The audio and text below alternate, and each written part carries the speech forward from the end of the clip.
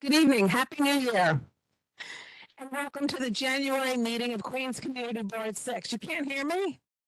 That's a first. My husband wouldn't believe you if you said it to him. Can you turn me up a bit? Is that better? Okay. Let's try that again. Happy New Year.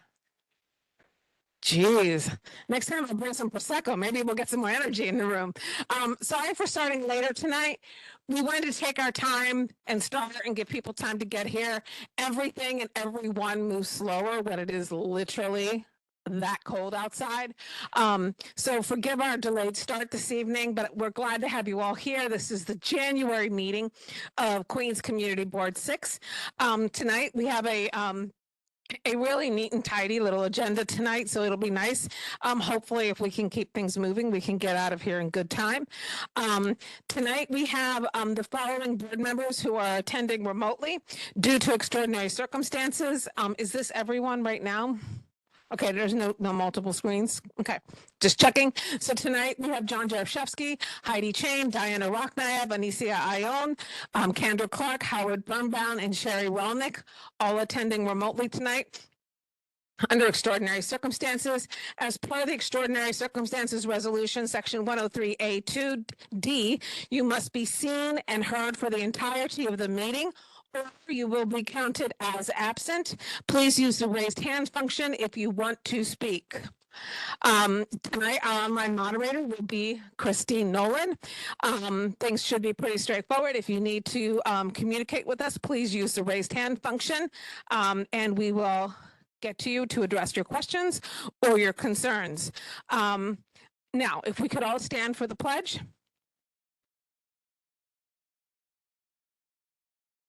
I pledge allegiance to the flag States of America, which it stands, one nation, God, indivisible. Thank you. You all may be seated. Okay, so tonight we will be starting with the public forum part of our meeting. We will start with good and welfare from members of our board. I have 4 members so far that I know have things to report. You're on the list. I have Heidi Chain, Mark Laster, Jean Silva, Edwin Wong. Anybody else have something to report for good and welfare tonight from the board? Looking left, right. Okay. Okay, great. We will start with Heidi Chain. Heidi Chain, you're up. Hi, Happy New Year, everybody. And Christine and Heather, thank you for the help tonight. What I wanted to report, our precinct council meeting is remote. Anyone who wants to attend it needs to get the Zoom link. They should email me at council112@yahoo. Also, if you have any questions for the precinct, email the questions. It is next Wednesday, January 15th, and it's at 7:30. Thank you so much and Happy New Year. Thank you so very much, Heidi. Next up, Mark Laster. I'm going to give you my microphone.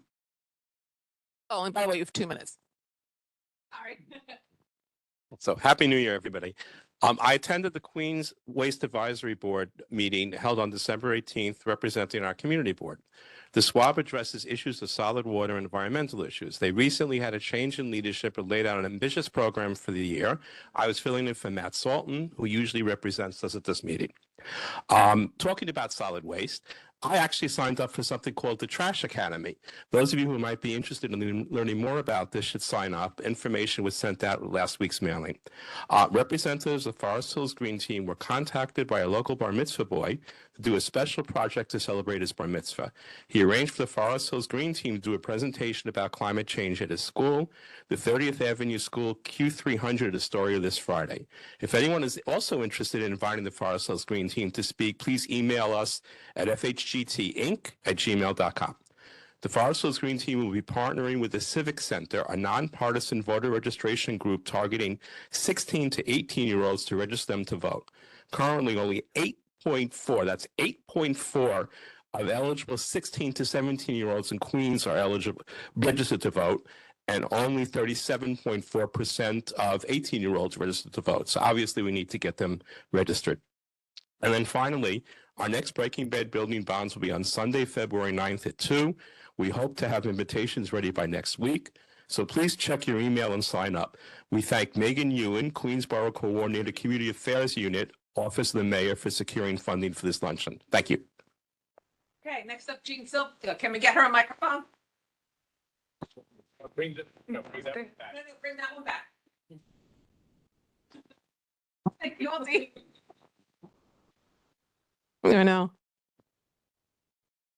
Nope, it's not on. Green. On there. Yeah. Happy New Year's to everybody. I have two announcements to make. One is over at Willow Lake, the trail from 72nd and 72nd and Grand Central is closed, and the other end over at the Brown Lake is closed for a period of time of about 18 months to 2 years. Unfortunately, there's no notice there. They just have a gate locked up, but please share we're trying to get them to put notes up there and tell people what's going on. It's a repair to if you ever walk the trail, you know, the bridge has been in terrible shape. So part of the plan is for the bridge. The other part is there's some underwater stuff they have the tubing to do. The second notice I want to say is that the Flush Meadow Corner Park Conservancy is up and running. We got a whole new crew of people coming on board, and if anybody wants to do some summer volunteering at the park, please let me know. Other than that, have a good evening. Thank you so much, Jean. Okay, next up is Edwin Wong. Edwin, good evening. Green.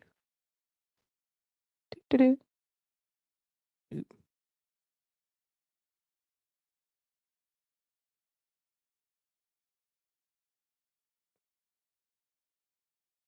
Hello, everyone. Happy New Year. Good evening, everyone. I just wanted to announce a couple of things. Happy New Year. There's Lunar New Year is coming up on the end of this month on Wednesday, January 29th. And our Forest Hills Asian Association usually has a couple of different events to celebrate. One is in partnership with LAJ Forest Hills, which is one of the speakers tonight. We usually have a line dance group come around and visit some of the businesses. We're analyzing the information right now, and I'll share with everyone once that's finalized. That's going to be probably in early February, mid-February. But if anyone is interested, there are a couple of different Lunar New Year celebrations going around the city. The first one is in Flushing on February 1st. And I'll email Christine and everyone, and you'll have all the details. It's going to be on February 1st, 11 a.m. in Flushing. The second one I want to share with everyone is in Chinatown on February 16th at 1 p.m. We will be marching these parades when we have a chance to. And so if you have questions, please let me know. I also wanted to share that we also usually have a State of Forest Hills Civic event, which is all the different local Forest Hills Civic groups. We get together, we share information about what we're doing this year. We just want to help increase awareness for these nonprofits in the community. That again, it's going to be sometime in February. We typically would do it at the end of January on the 30th, but this year, Queensborough President has his Lunar New Year celebration that day, so we don't want to conflict with that date. So again, I will share more information when we have it. So that's all I have, and thank you everyone, and Happy New Year. Thank you so much, Edwin. And when you have those dates, please let us know, because those two events are absolutely wonderful. And we're so grateful for what the Forest Hills Asian Association does for the community. Anybody else? No more? Okay, so Good and Welfare is closed for the community board. Members, we will now move into public comment. Tonight we have 9 speakers, and speakers, you will be given a warning when you are at 30 seconds. If you are an organization rep, you get 3 minutes. If you are an individual, you get 2 minutes. Again, we have 9 speakers tonight. Remember that we are a courteous group. We do not boo, but we do clap if we hear something we like. We don't all always agree. I mean, heck, I've been married 27 years and I can tell you that, well, no, 28 years. And so, yeah, disagreement is just a part of life. So I want to go ahead and get started tonight. And the first person I have is Jennifer Martin. Come on down. You'll get 3 minutes. And give me just a moment. Oh, yeah, you can do that. That's fine. Thank you, Gina. Thank you. You're welcome. Hi, thank you so much. My name is Jennifer Martin. I'm the Director of Community Relations and a funeral director at Schwartz Brothers, which is down Queens Boulevard. We have 4 funeral homes under one roof. Schwartz Brothers, which is the original, Sinai Chapels, Parkside, and Forest Park Funeral Home, which is our non-sectarian funeral home. Last year, we started hosting free events once a month. So every month I try to come and tell you what we're hosting. There's some flyers over there. But on Tuesday, January 21st at 4 o'clock, we have Naomi Rabinowitz coming, and she's doing a Flutes Journey of Queens. She is going to play songs that were composed or sung by people from Queens, whether they lived in Queens, went to school in Queens, or the Beatles who performed at Forest Hill Stadiums. They will be represented. 4 o'clock, our funerals are over, our parking lot is available, this is free. Please join us. I love RSVPs because this tells me how much seating to put and also how much snacks to buy. So please let me know that you're coming, and thank you again. Thank you so much. Leave that there. Perfect. Okay, next up is Jonathan Rinaldi. Jonathan, come on up. He will speak for 2 minutes. Excuse me. Peter will let you know when you've got 30 seconds remaining. Here you go. I'm here tonight to express my concerns in opposition to New York City's recently approved congestion pricing plan and the significant burden it would place on the Queens residents. While congestion pricing is framed as a solution to reduce traffic and fund public transit improvement, this policy unfairly targets outer borough residents like us, many of whom rely on cars for commuting, family responsibilities, and work. For Queens, this is not just about reducing traffic, it's about equity and fairness for our communities.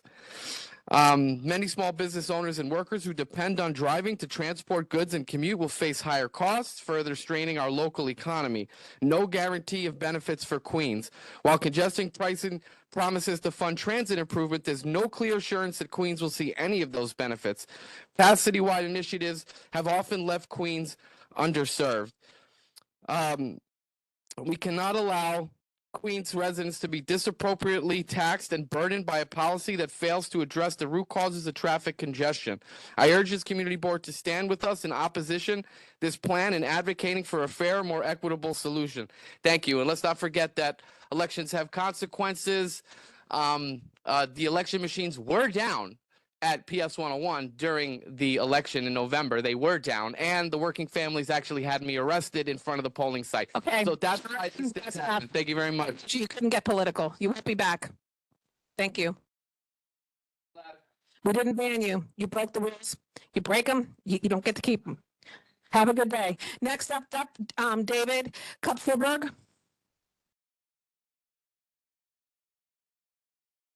Good evening, David. Are those to hand out to folks? Yes. Okay, did everyone get? Okay. Hi, my name is David Kupferberg, and I am the Vice President of Bus Advocacy at Passengers United.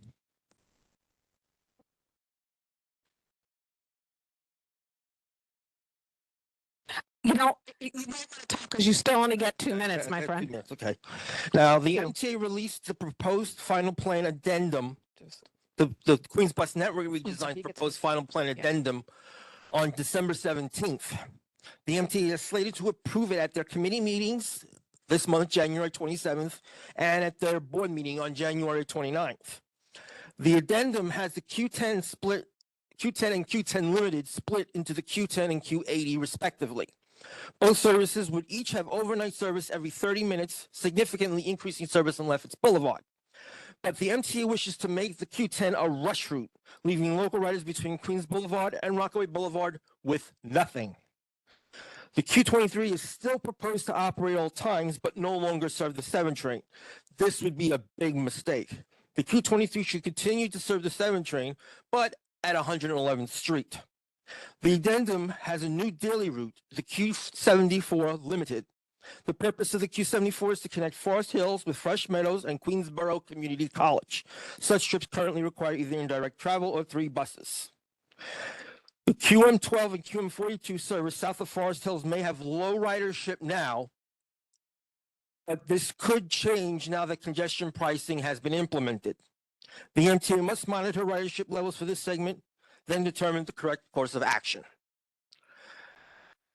To the MTA, this addendum is only shifts around services and in order to prevent service cuts. This is not better bus service. Go back to the drawing board. Thank you.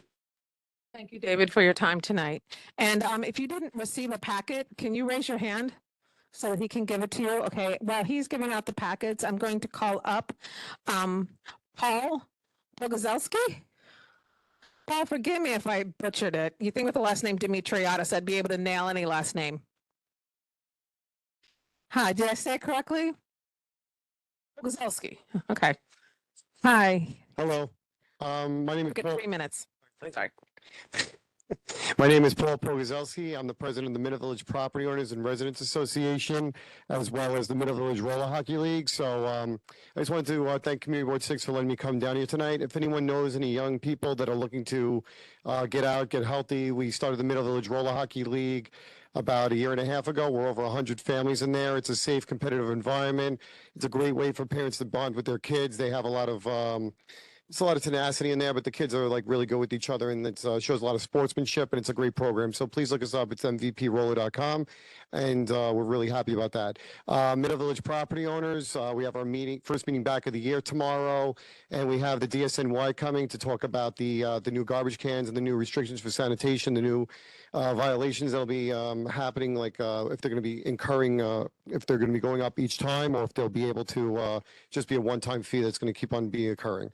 And then as well, we have the NYPD 104 Build a Block that's also going to be coming to the meeting. The last thing we're going to do is a small presentation on a very broad overview of the city of Yes, and that's pretty much it. So thank you guys for your time. I appreciate all the work that you guys do. I know that community board is open for new members. So if you know anybody, please, this is how things get done, and you guys are a great advisory for our city councilmen and the rest of our elected officials. So thank you for your time and coming out tonight. And thank you so much for being here. I appreciate all you do for the village. Thank you. You too. Okay, next up is Maria Ramirez, and I believe she's on WebEx, so we're going to promote Maria. Just bear with us a moment while we promote her.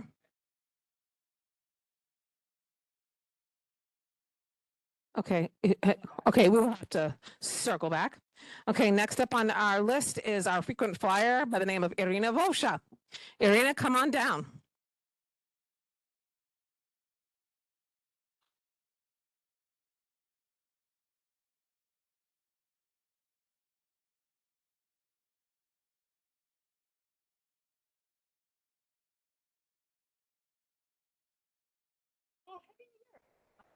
Okay, thank you very much. Okay, 2 minutes. today I'm going to speak about children. Do you have children? Do you love your children? Do you want to protect them? Do you want them to be smart and successful? Do you want, yes, of course. Then why our community board does nothing to protect the children of 8,000 people who live next to the stadium? Do you know that these children are deprived of sleep?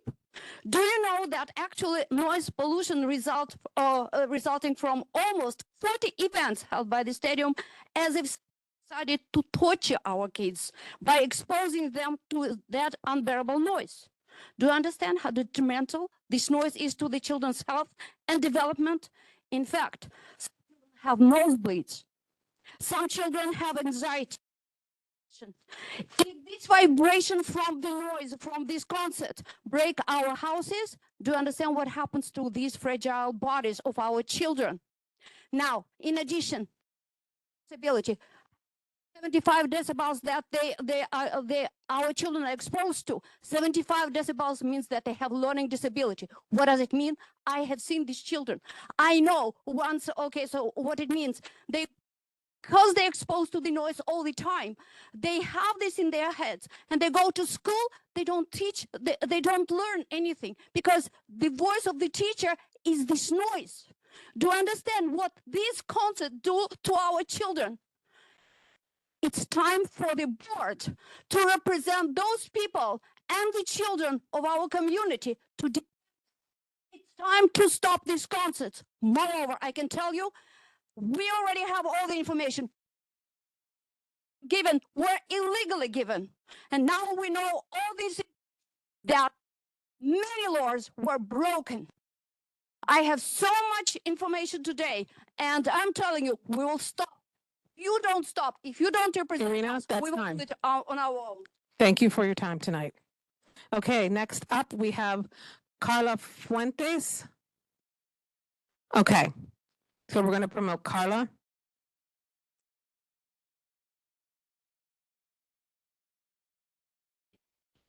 Good evening. Can you hear me? Yes, Carla, good evening. Good evening, members of the community board. My name is Carla Fuentes, and I am a parent member of the school leadership team at PS 174 in Rego Park.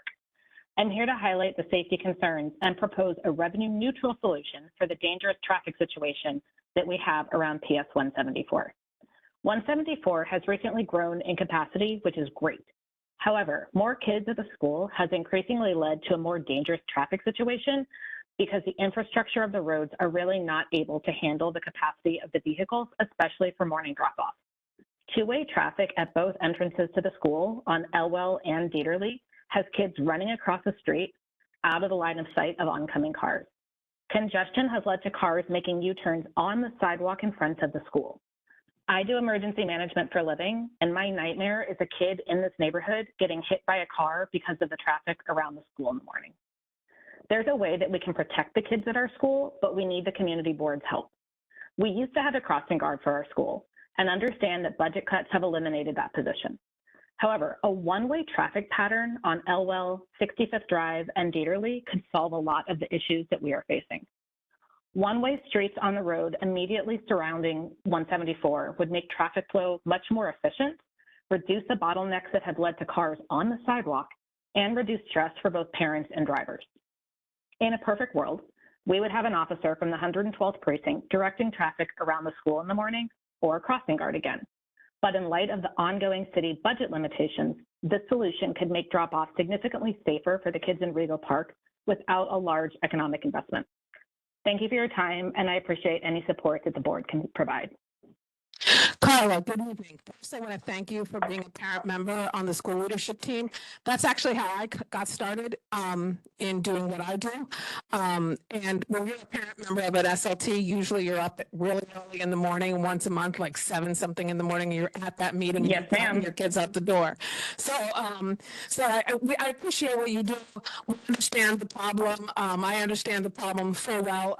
When my kids went there, we used to have parents who would literally do a U-turn onto the sidewalk between the entrances, and then it's a true story. I saw it more than once. So thank you so much for your advocacy. I'm sure we'll be back in touch with what we can do.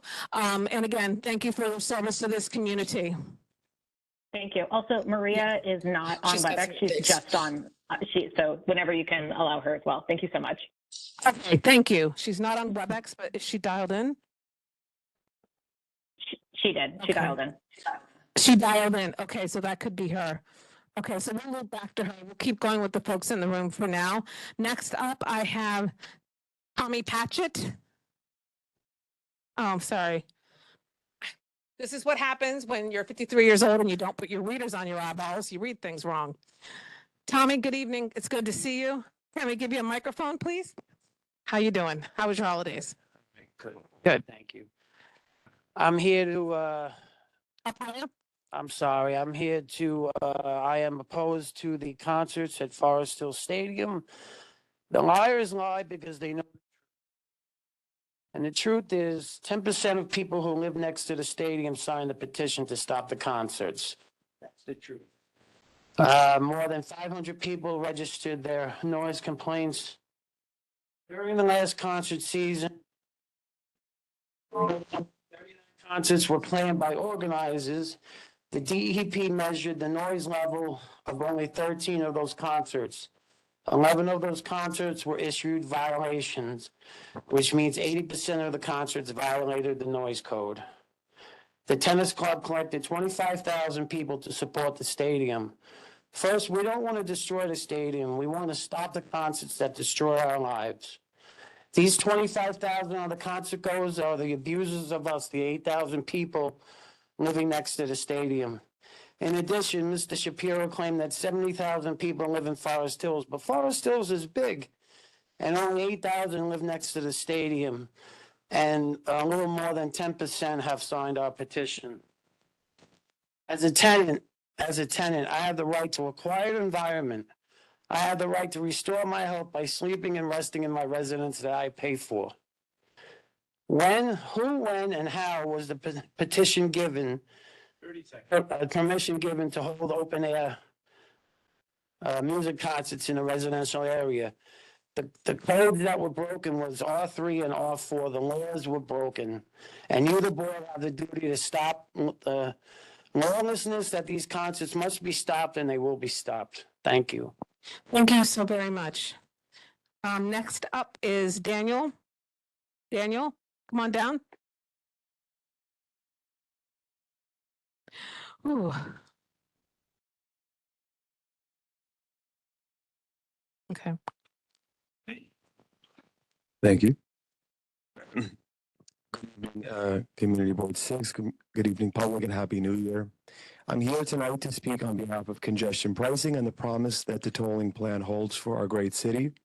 Today, on day 3 or 4, depending on how you count, news media outlets continue to report that report surges in mass transit use on the New Jersey Transit, New York City Subway, and the Long Island Railroad. People have already taken to social media to note the improvements in their commute. We need to make sure that New York State is using the raised revenue to run additional trains, upgrade our signal technology, and expand ADA access as promised. I do want to take this opportunity to ask all of our elected officials and their representatives in the room to resist the urge to pander to special interest groups and to gut congestion pricing. As reported by Streets Blog this morning, there are currently over a dozen bills introduced in Albany to give exemptions to special interest groups. Some of the bills are blatantly asking for the extinction of congestion pricing. It has only been a few days, people, and we are still learning about the impacts of the tolling program that it's having on our city. Instead of pandering, I'm asking us to please show leadership and negotiate in good faith with the MTA and work out productive legislation that helps your constituency. The entire point of this tolling program is to cut down on congestion, to free up road space for those who must use it, such as delivery workers, professionals in the trades, and our active duty emergency. It is not a scam. It is not a tax. If your commute time can be cut by 15 to 20%, removing unnecessary car travel, that seems like a win to me. Thank you. Thank you so much, Daniel.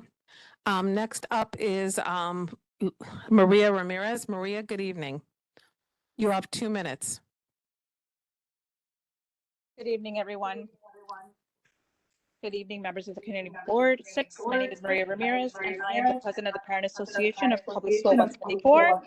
I echo the comments of my SLT colleague, Carla Fuentes. I'm speaking today to bring attention to a pressing issue, dare I say, urgent issue, affecting our children and families. Morning drop-offs at PS 174 have become increasingly hazardous. Our school is surrounded by 4 two-way streets, creating a chaotic and unsafe environment for young children, their families, and pedestrians. This is compounded by a significant uptick in reckless driving around the school's perimeter. It's worth noting that about 5 years ago, we had a crossing guard assigned to assisting families in navigating these busy streets. That support is no longer in place. Adding to the problem, our school is situated near Woodhaven Boulevard, a major thoroughfare. Drivers often use the surrounding streets around PS 174 as shortcuts, exacerbating congestion and increasing the risk of accidents. We urgently need measures to ensure the safety of the children in the community, whether it's reinstating a crossing guard, implementing traffic calming measures, such as making perhaps 2 out of the 4 streets, particularly Elwell Crescent or Dieterle Crescents, one-way streets instead of two-way streets, or even increasing enforcement. Something must be done before an unavoidable tragedy occurs with a child or family member around PS 174. I have personally witnessed several drivers doing illegal U-turns literally right in front of PS 174. Please, I urge you to bring attention to this matter. Thank you for the attention. Thank you so much, Marie. And again, thank you for what you do. PTA presidents are very, very important. They raise very essential monies for schools. So thank you for your service to this community and to our children. Appreciate your time tonight. Thank you. Okay, you're very welcome.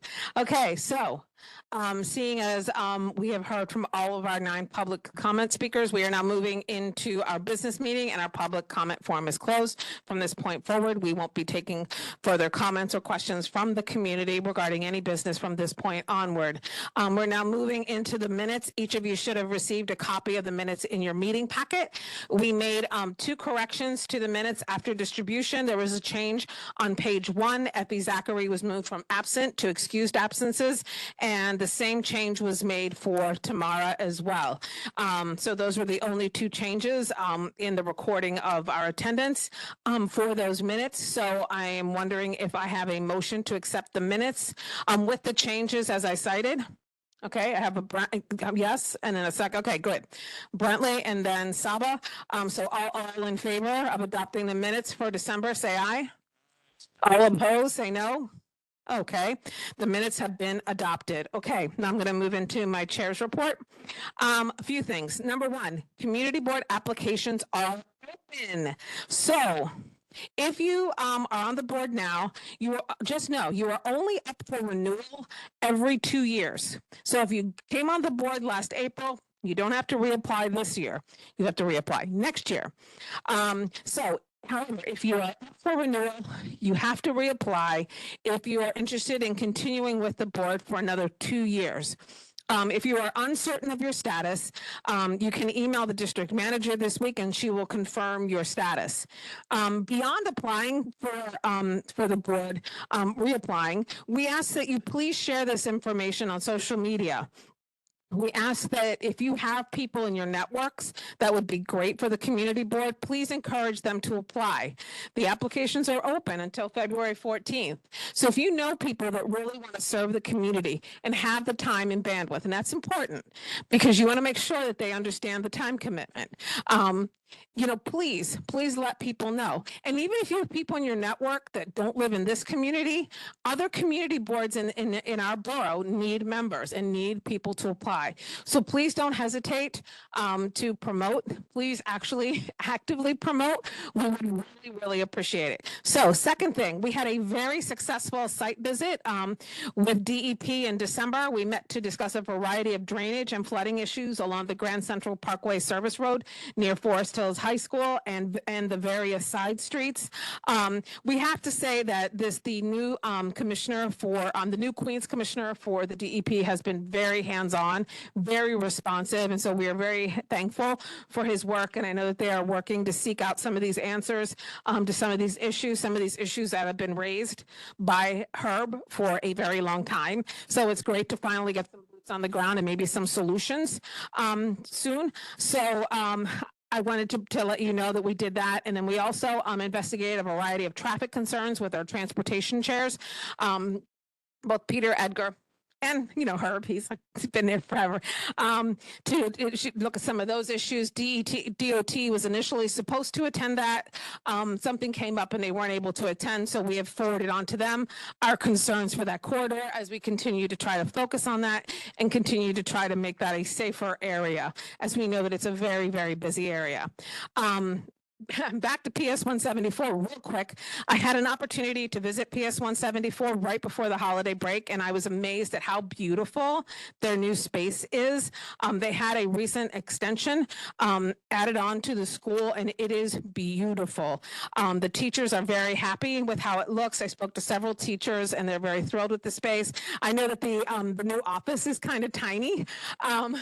So unfortunately, sometimes things do change a little bit, but I just wanted to say thank you to the School Construction Authority, because these are really big and important changes that this board advocates for, that we do advocate for more classrooms, and that is exactly what this project has done, which is great because that corridor is seeing a lot more of construction happening. We have a big project coming up on Woodhaven, and we have the Shalimar project that is now actually putting out applications for people. So we know that this area is going to need these additional seats.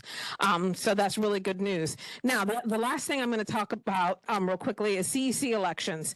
If you are the parent of a public school student or have friends that are the parent of public school students and they're interested in leadership, specifically for the public school system, the CEC, the Community Education Council election process has begun.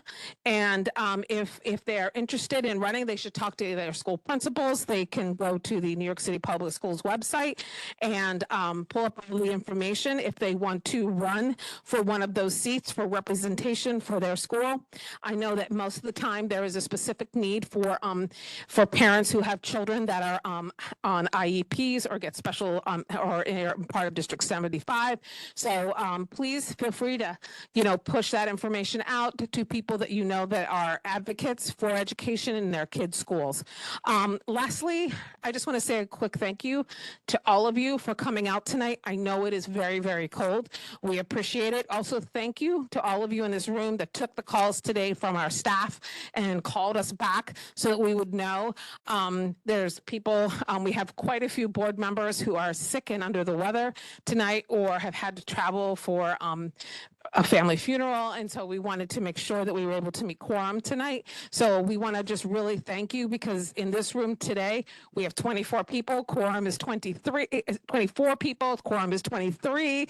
So we did it by the skin of our teeth. So I just want to say thank you. It's really cold out there, and I just really appreciate y'all bundling your butts up and getting out here and doing it. And we're going to try to get you done early so you can get out of here and get home to some hot cocoa, a hot toddy, whatever your jam is. I'm going to now turn this over to Christine Nolan for her district manager's report. Thank you, everybody. And can you hear me? Yes. Okay. So I will just echo what Heather said. Thank you all for coming tonight. I will also just remind everybody, if you are not coming to a meeting, whether it be a community board meeting or a committee meeting, please let us know. Committee meetings are not optional. Committee meetings, the committees that you serve on are part of your role as a community board member. So too many times we're having committees meet and they're not able to meet quorum, or there's half the committee there, and that's not fair. So if the chair knows that you're not coming to a specific meeting and they know half of their committee is not coming, maybe they want to reschedule it when more people can attend. So either reach out to the office, reach out to your chairs, just let them know that for whatever reason you're not going to be able to attend the committee meeting, and certainly a community board meeting as well if you can't attend. I just want to remind everybody when they came in, Barbara gave them a voting sheet to vote for a community board logo. So hopefully everybody saw that. We will also be sending it via email to anybody that was not able to be here tonight. So once all the community board members vote, it will go to the public. The community board is narrowing it down to 5 drawings, and then we will send it out for a public vote. So hopefully soon we will be able to announce our new logo. So make sure you get those logos into Barbara if you haven't already, and they're up here for you guys to look at. We will be having a briefing for committee chairs on Tuesday, January 21st. So if you are the chair of a committee, please mark that date down. It'll be at 7 p.m. via WebEx.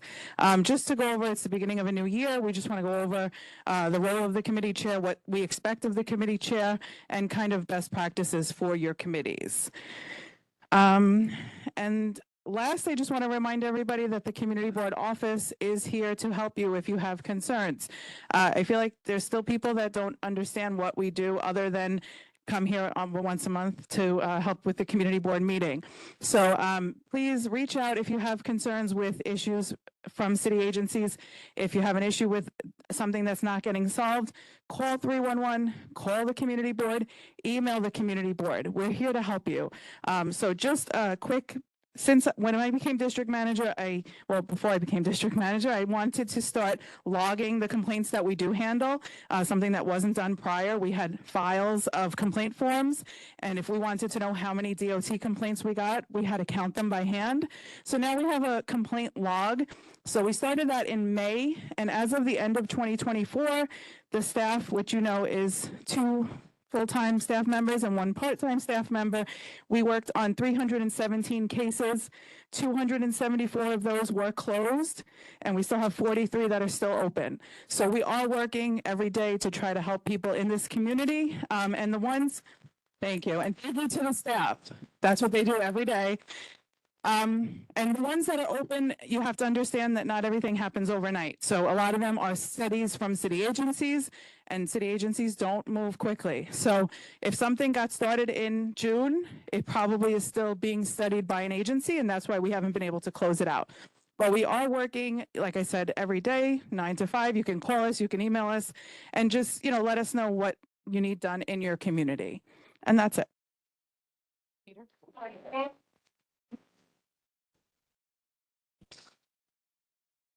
Right, evening everyone and Happy New Year.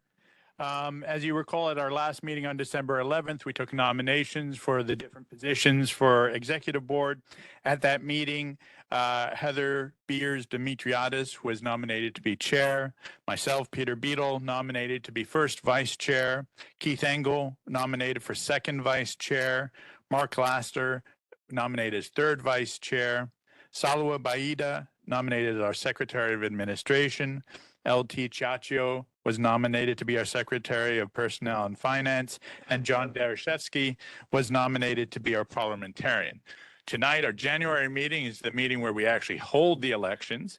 And as there were no other nominations for the position of chair, I'm going to call upon our Secretary of Administration, Salwa Baida, to cast a single for the position of chair. I cast 1 ballot for Heather Beers Demetriadis for chair. Thank you very much. Madam Chair, the mic to you. Thank you. Okay. Let me get my notes. Okay. Since there were no other nominations for first vice chair, I will ask the Secretary of Administration, Salwa Baida, to cast 1 ballot for Peter Beadle as first vice chair. I cast 1 ballot for Peter Beadle as vice chair. Okay. Thank you. And then since there were no other nominations for second vice chair, I will ask the Secretary of Administration, Salwa Baida, to cast 1 ballot for Keith Engel as second vice chair. I cast 1 ballot for Keith Engel for second vice chair. Okay, since there were no other nominations for third vice chair, I will ask the Secretary of Administration, Salwa Baida, to cast 1 ballot for Mark Laster as third vice chair. I cast 1 ballot for Mark Laster for third vice chair. Since there were no other nominations for Secretary of Administration, I will ask, parliamentarian John Dereshevsky to cast 1 ballot for Salwa Baida as Secretary of Administration. Okay, I now cast 1 ballot. Thank you. Okay, and since there were no other nominations for Secretary of Finance and Personnel, I will ask the Secretary of Administration, Salwa Baida, to cast 1 ballot for LT Ciaccio as Secretary of Finance and Personnel. I cast 1 ballot for LT Ciaccio for Secretary of Finance and Personnel. Since there were no other nominations for parliamentarian, I will ask the Secretary of Administration, Salwa Baida, to cast 1 ballot for John Dereshevsky as parliamentarian. I cast 1 ballot for John Dereshevsky as parliamentarian. All right, thank you very much. Our elections are closed for the Executive Committee. Now, one note, per the bylaws, each member may run for 4 consecutive 1-year terms. What does this mean? This means that in January of 2026, a year from now, neither myself, Peter Beadle, Keith Engel, Mark Laster, or John Dereshevsky can run for the positions we currently hold. So what I wanted to suggest is that when we hold, we also suggest that when we hold executive committee, what we want to suggest is when we hold executive committee meetings, we want, if you are interested, one good place to start to learn a little bit more about what we do is to attend executive committee meetings. Okay. So that's one thing to keep on your on the back of your head mind. head, mind. And we also want to make sure that you're aware of what the commitment entails. So if you do have any questions, you can always reach out to us and let us know, because there's a lot that the executive committee does that is sort of behind the scenes. Like, for example, I attend monthly borough board meetings every month except for, I think, August. So that's an additional responsibility that the chair does. And then a lot of times we're called into certain different briefings here and there, different special things that Parks does or DOT does that we do on behalf of this community to represent the interests of this community. And so I just want to make sure that if any of you are ever considering, please feel free to just reach out, ask any questions you want to. If you feel like you got it, you understand it, you're down, fine. But we just want to always make ourselves available to answer any questions that you may have. Okay, so that being said, oh, Eugene, what's up?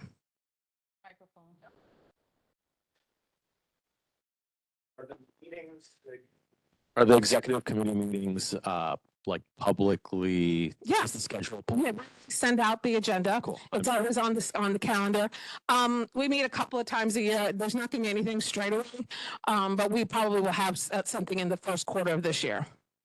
Awesome. Okay, more questions. Look what I started. No, you always do. You didn't start the fire, but man, he's gonna keep it burning. Okay, go ahead, Pedro. So just a point of clarification. You said next year, as in 2026, you can hold the leadership position, or you're just not in the board anymore? No. Current leadership positions. I'm on this board right now, according to the charter of the city of New York. I'll be on the board as a member until 2027. However, the bylaws state that you can only be in your position for 4 consecutive 1-year terms. Does that help? Fabulous. Thank you. We can rotate, but is that really good for democracy? I don't know. Go ahead, Edgar. What's up? Is it on? Green. Green means go.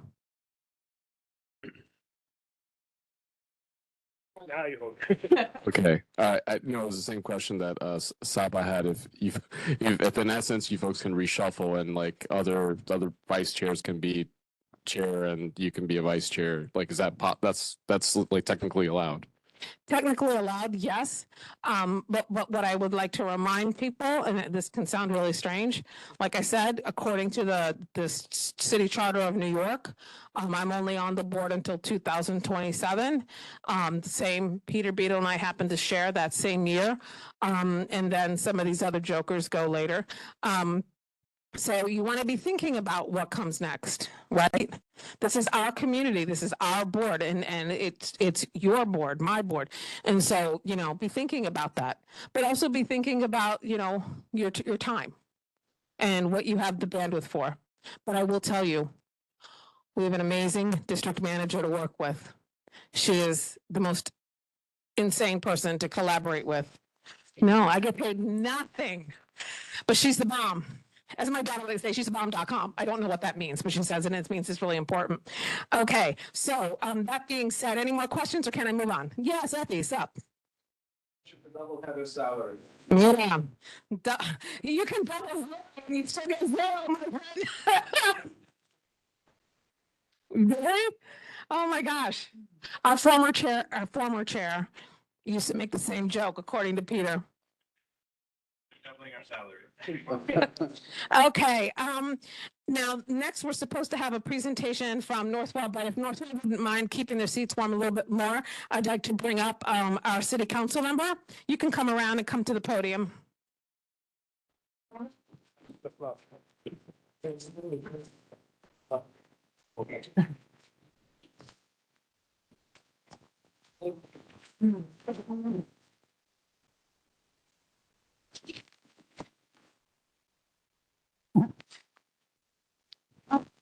Happy New Year to everybody.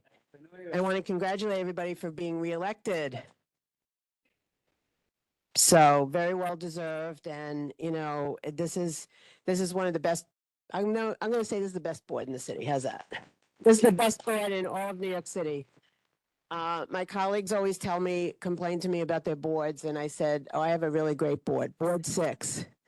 So, and let's give some more applause to Heather because she's been amazing and she works very closely with me and my office and Christine as well. And, you know, we do a lot of things together. So I'm very proud of that. So I'm going to talk to you about a few things. One is I'm going to bring up the City of Yes, which passed. As I think people here know, I voted no in the zoning subcommittee and I voted no on the floor. And the reasons for that were several. One is that while it's true that we have to change, the zoning laws haven't been changed in 1961.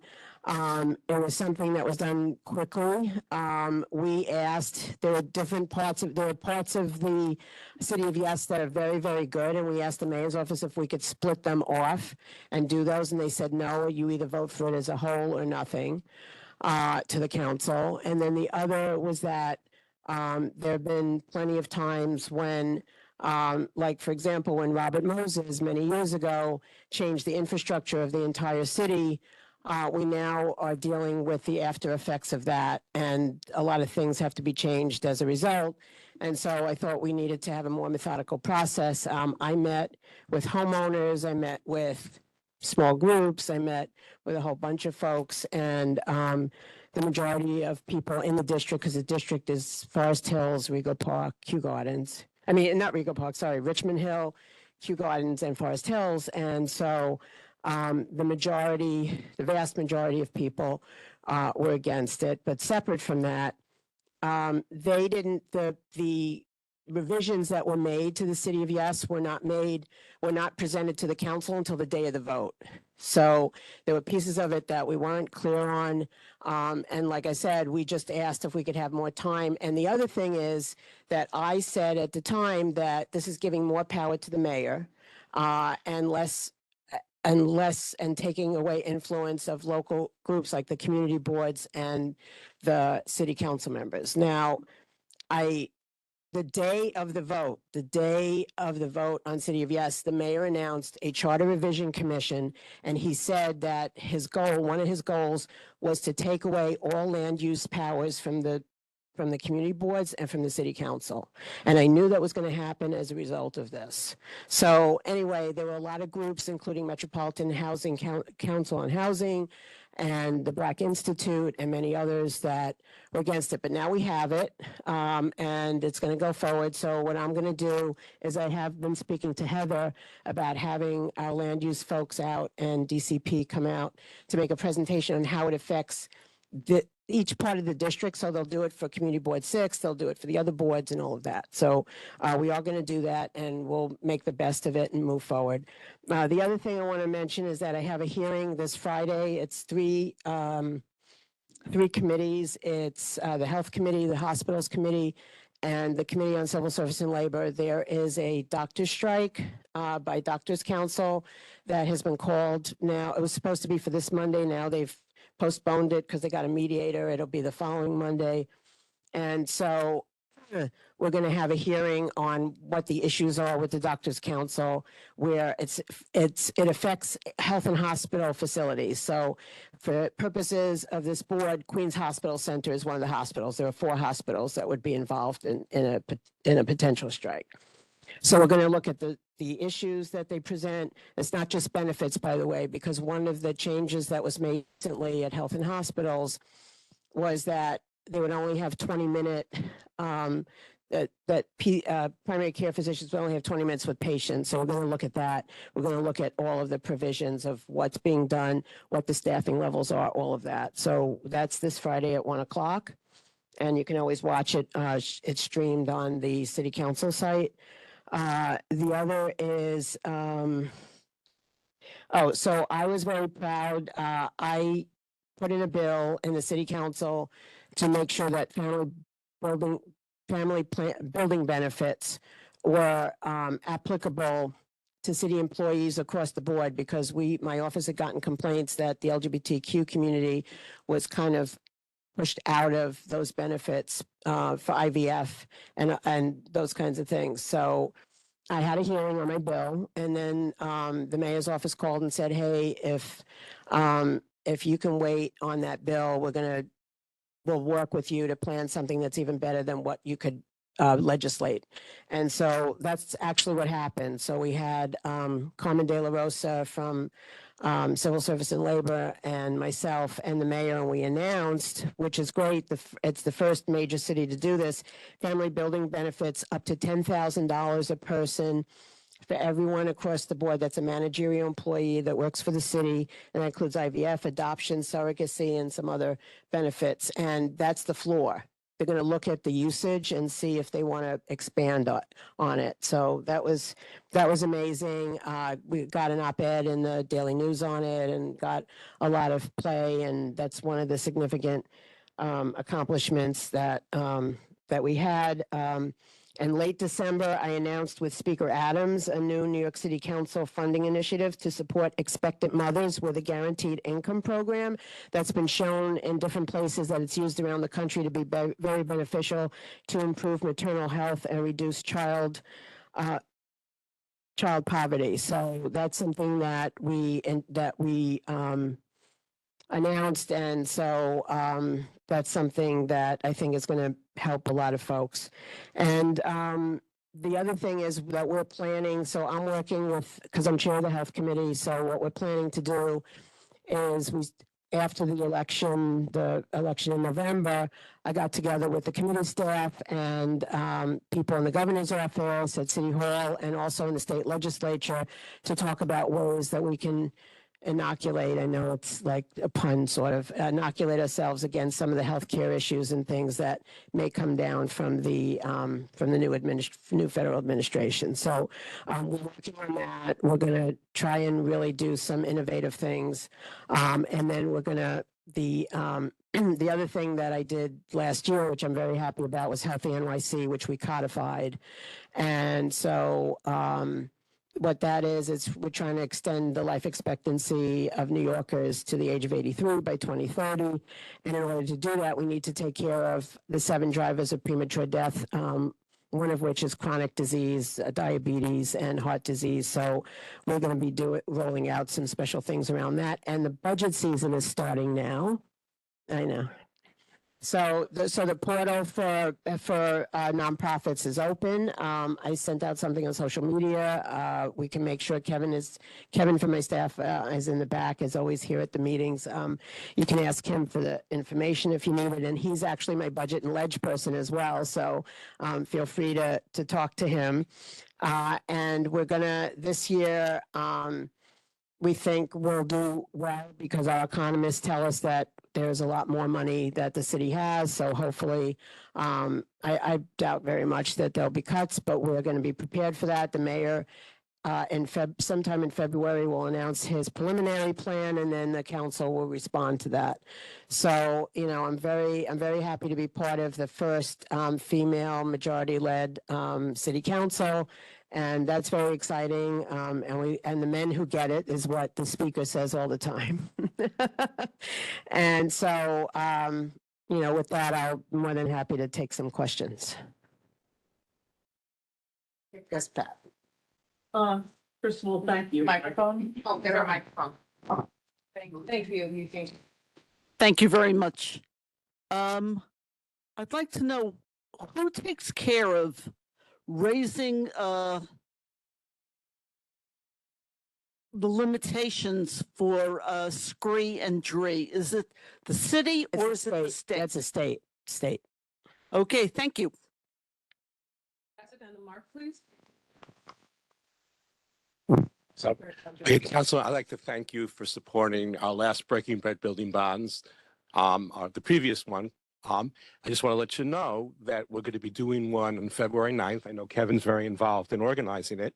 And we actually got funding from the city to do it. Very glad. So I just, again, thank you for your support, and thanks Kevin for coming to our meetings regularly and being a major part of it. Thank you. I also want to mention that we're working with, and I'm working with Mark with Grow NYC to bring back the composting at the Green Market. So we're working on trying to get that to happen. Thank you. Edgar.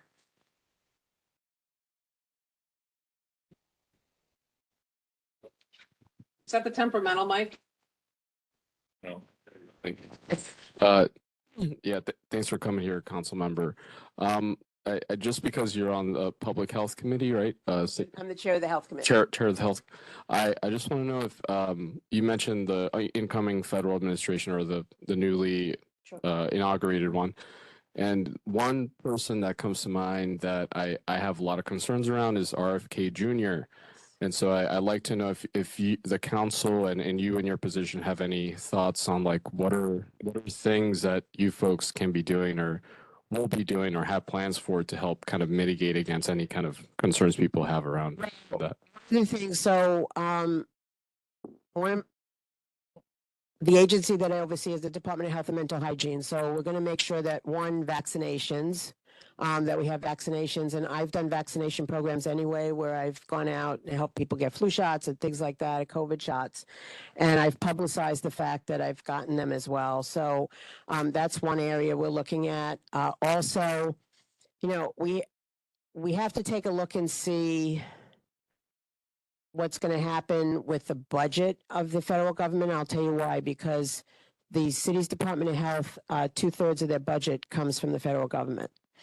So that could be a major issue. So we're taking a look at that. One of the things that's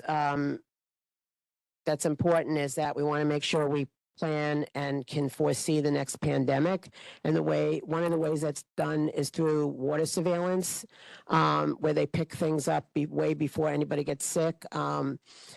That's something that's paid for by the federal government on some level. So we're taking a look at that and see if there's a way that we can make sure that that gets funded one way or the other. So we're looking at different things. I've also I'm going to be sitting down with the Department of Health and Mental Hygiene Commissioner and talking to her about what we can do to figure out what are the necessary issues that they're concerned about that we can act on either as a council, and I've also, as I said when I was speaking, our state partners, because I've been in touch with them. I've been in touch with Gustavo Rivera, who is the chair of the Senate Health Committee, and also people on the Assembly Health Committee. Any more? Thank you all very, very much. Thank you, Lynn, very much. Okay. Sticking to the topic of health. Next, I want to call up Lorraine Chambers Lewis, and I believe your colleague is also here. Your VP, the VP of Northwell Ambulatory, Nirmal Pandya. They're going to give us an update on Forest Hills Hospital. You can come around this way. You get the podium, girl. Come on up. And then I believe we have a presentation that you sent us in advance. And then also Stancy is here as well. Stancy is our government relations, and she does a lot of work with us from time to time. We're very grateful to have you in the community. Here you go. The floor is yours. Thank you so much. Thank you for the time. Again, my name is Lorraine Chambers Lewis. I am the president of LIJ Forest Hills Hospital, a little under 2 miles from here. I want to thank Heather and Christine for having us here. And we keep running into each other. Council member Lynn Schulman, she has been such an amazing partner for the hospital and for this community in healthcare. And so I really want to thank you for everything that you've done for this community. She's a champion all the time. Thank you. Here's a number of people here in the room that I partner with. I think Ed Wong is here, Jean. We had Heidi Chang that was on the monitor here. So many, and there's others that I partner with here. So really want to thank you because community boards matter. You guys do a lot of work. We are a community hospital, LIJ Forest Hills Hospital, and it matters. Local access to care matters. It makes a big difference. And access to care, you always hear about life expectancy is oftentimes determined by your zip code. This is why local community hospitals really matter. We have to be close to the community. So thank you for the time. I've been here before. I'm so glad that we got invited back again because we have to make sure that you are aware of what's going on. So much has changed thanks to my colleague, which he'll share with you a little bit more about what's changed, because, local access to care doesn't matter if you don't know about it, right? So that's why I wanted to kind of get into this.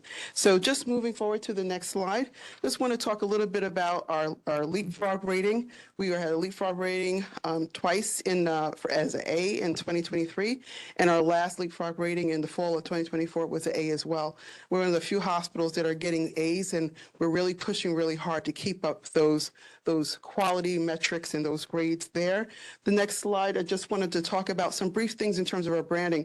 Part of our branding is about the community and the diversity of the community that we serve. So whether it be language issues or cultural issues, we really try to make sure that we're listening to our patients and really creating an acute care environment that is really going to be servicing them so that they feel comfortable. Being in healthcare, going to a hospital is a very vulnerable thing to do. Right? You're not wearing your clothes, you're not eating your food, you're not with your family. So it's really important to make people feel comfortable so that they can communicate with us and that we can better serve them in this situation where they're just so vulnerable and ill. The next slide is really about robotic surgery. I'm not sure if you guys are aware, but we have robot surgery now. We have 3 Da Vinci robots, and we also have a Mako robot for orthopedics. And this is part of what we really want to bring to this community, that level of technology. You shouldn't have to go far for types of services like that. And so many of our surgeons are trained and considered masters in robotic surgery. The last thing that I wanted to talk about in terms of the brand, and we have much more to share with you, is our baby-friendly status. We are actually the first hospital in Northwell, all of Northwell's 21 hospitals, to get that baby-friendly designation. This is an international designation, really helping mothers and their newborn babies bond.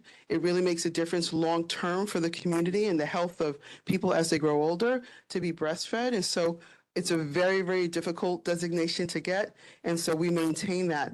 The next thing that I wanted to kind of show you is a little bit of a video. We've made some changes to our mother-baby services, if we're able to play the video.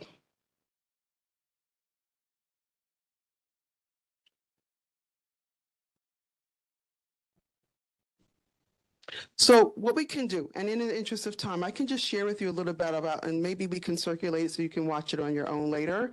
But we have actually a sensory birthing center now. It's really based in science in terms of aromatherapy, ambient lighting, and affirmation messages that are there, as well as the visual components and the breathing techniques, really helping moms to have a calmer experience. It doesn't have to be chaotic. We can get people through this, and if they would like to take less medications, they can do that to have a more natural experience. But we really want to tap into those alternative ways in a birthing experience, in a sensory birthing experience, that I think moms and queens are really interested in and helping them there. So it is different, it's special, and I wanted to kind of show you a little bit about the environment that they would be giving birth in. So that's a little bit of the video, and we'll try to share that with leadership here, and then we'll send it out. The next slide, a lot of people don't realize that community hospitals really take care of almost 90% of what you would need. And we're connected with our tertiary hospitals like LIJ or North Shore or Lenox Hill Hospital. But local access to care, as I mentioned, very important. So wanted to kind of share with you some of the services that we have, like urology, general surgery, thoracic surgery, bariatric surgery, imaging, women's health, OBGYN, as I mentioned, advanced endoscopy. A lot of hospitals in the area do not have that. Gastroenterology, there's a plethora of things here, and maybe we can kind of share this presentation with you. But really just knowing that the access is there. The next slide, I wanted to talk about the quality, right? There's no point in going into a hospital if they don't have quality care. The icons that are listed here are, as I mentioned, similar to Baby Friendly, very, very difficult to get, but you may not realize that we have. So you see the Leapfrog A rating is there, but then we also have age friendly, which is very significant for this community. We have a high population of people over 65. There's, they're just like, you talk about pediatrics, they're not just little adults, and people over 65, they're not just older adults. There are specific care needs that they have, and we should be catering to them. And so we actually have a lot of focus on that. But the bottom line here is what I'm trying to say is that the quality care is there. We have a lot to kind of share, and we're not done. We're moving towards that even more. We just recently got our Joint Commission certification in hip fractures as well as spine surgery. So we're moving forward and really looking to do more there. Next, I'm going to actually be passing this off to Nirmal to speak with you. He's our VP of Outpatient Services for Queens. I think it's important, yes, that I speak to you about the acute care of what you have when you need things in emergency or having any elective surgery. But it's really, I think, really important to talk about the outpatient component and what's available because there's been so much growth. And then I'll tell you what we're doing in the community that you can be a part of. Many of you are actually part of it already. Hello, everyone. My name is Nirmal Pandya, and I have the opportunity to build and develop our Queens practices and growth and development over the last year and a half. The biggest thing that we want to show on the next slide is being a part of Northwell means we're a part of the entire organization. So we have over 50 locations within Queens proper, nearly 50. Now we're 50. We treat more than 1 million Queens residents over a year, typically. And for us, the biggest thing we want to do is, you know, as we have a community hospital, we want to make sure we have care close to home, right? So we can't do cardiac surgery everywhere, but sometimes the cardiac surgery can come closer to home so that you don't have to travel an hour or an hour and a half by bus to see them. And those are the different things that we've been working on over the last year and a half. The biggest thing from this side, is it me? Am I? I'm sorry. The biggest thing that I want to take away from this slide is we're trying to make it as easy as possible to get care because we do know that oftentimes it's difficult to get to a doctor's office and sometimes there's a long wait based off of the specialty. We've tried to make it as simple as possible by just making it that one number, that's a number so we can make sure that it's Queens focused to really connect you to care. Just let the person on the phone know what your zip code is and they'll try to make sure that they'll get you into a provider close to home. And if you don't get that, you'll have our contact information. Please let us know. The more you let us know, we get better from the feedback that we get. From the next slide, again, when you go to our website, you're able to easily find physicians based off of the specialties that they have. You can use a QR code on the top right to connect you to their site. Just put in the specialty where you live, and the person that's closest to you will be able to direct you to. And then from there, what I really want to touch on is the different changes that we've had and growth we've had across all of our practices, and more specifically within this community. So 9525 Queens Boulevard and Rego Park has been a large place for health for the community for many years. For us, we've been in the building since about 2009 with the first 2 floors, and we made some dramatic changes that really have brought care to the community that never existed from the Northwell perspective. So there's a lot going on the side, I know, but you know, just because I love our building, I'm going to go floor by floor of our greatness. But on the first floor, we have general pediatrics that has been there for quite some time with some great physicians that have been in part of the community for many years. Our medicine specialties practice, so there's primary care as well as rheumatology, endocrinology, and a few other medicine specialties. Our first ever imaging site for Northwell in Queens. So we're really proud of it because it's something that we know that our communities need and we want to make sure that we're connecting to our patients. There's a lot of brand new equipment that's really cool that I can't really explain that well there. But cardiac CT is a rare thing that doesn't happen everywhere that we have there. We have PET scanning capabilities, and everything that happens there also connects to the other things that are happening in the building. So we're able to provide hopefully a one-stop shop for patients. We also have a Vivo specialty pharmacy on site, which makes it easier. So if you see your doctor, you can just go downstairs and pick up your script and go. On the second floor, we have a multi-specialty practice with OBGYN services, maternal fetal medicine, urology, GI. A lot of that, again, is connecting to the services that we need within our community. If you have a high-risk pregnancy, you don't want to travel an hour somewhere. Everything that you need is just within that suite. We have another ambulatory care center right down the hall where we're able to take care of patients who may be uninsured and may need other services. Our neurosciences and cardiology center is on the 3rd floor. There also really cool things. Our first cranial surgeon that spends time within Queens is here. So we may not do brain surgery nearby, but we can connect you to our physicians who are at our local hospitals that are not that far away. We have Stars PT in the area. On the 5th floor, we have surgical specialties, which includes a number of surgical specialties that are listed above. And again, a lot of those surgeries are just done within LIJ Forest Hills.